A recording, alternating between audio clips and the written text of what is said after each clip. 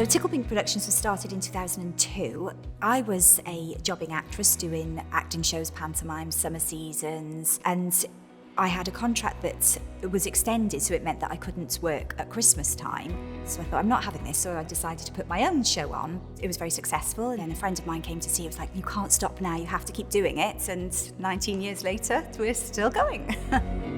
So when I first started, I had nothing, so I literally started it in my living room. I didn't even have broadband at the time, so all things like the tour schedules and the scripts, I had to go to an internet cafe and type everything up, which was a bit challenging. So I took out a loan from the HSBC, and that really helped to kind of move the business to the next stage, but also having the business overdraft was really handy in the first couple of years.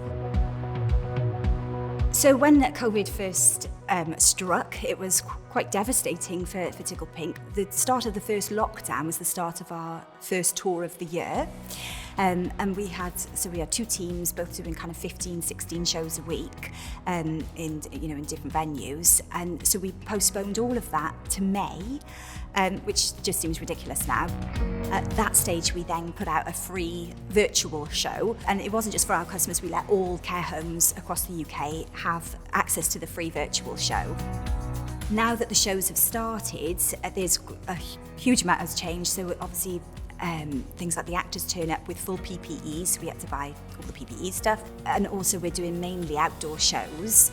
So that in itself has its huge problems, because sometimes the weather's lovely, but a lot of the time it's horrible. Everything has completely changed for now, so it's learning to kind of be quite open to change and not to be afraid to try new things and not to be rigid and set in your ways over anything. You can't be, and I think you've got to try stuff. You've got to just keep trying it and see what works and what doesn't work, really. It's really taught me not to stress about things. I was such a stress head before and worrying over the slightest little thing, and now like the entire world's gone topsy-turvy, and what can you do? Nothing.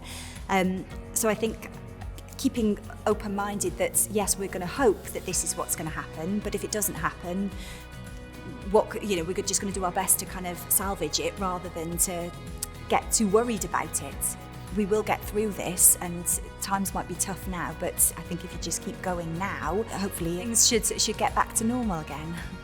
It's been great to have a bank that is there if ever you need them.